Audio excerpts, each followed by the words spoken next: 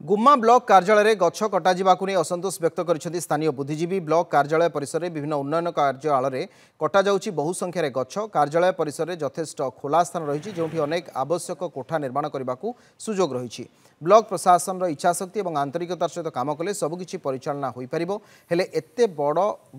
बड़ गछ काटिबा द्वारा परिवेश बहु क्षति होउछि जहाँ पूरण करने नूतन गछ रोपण करागले अनेक वर्ष लगिजिबो बोली कहिसेंति वरिष्ठ नागरिक गछ न काटी यार विकल्प नहीं चिंता करने को निवेदन कर ब्लॉक अधिकारी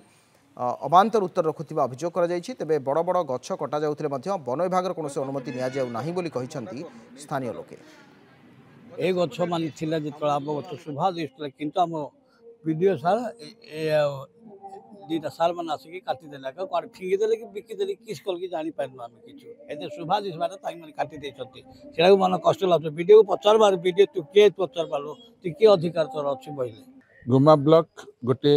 आंब तोटा थिला अभामान कालरू एठी वृक्ष गछ सब रही बहुत सुंदर देखा जाउतिला अन्यान्य गछ थिला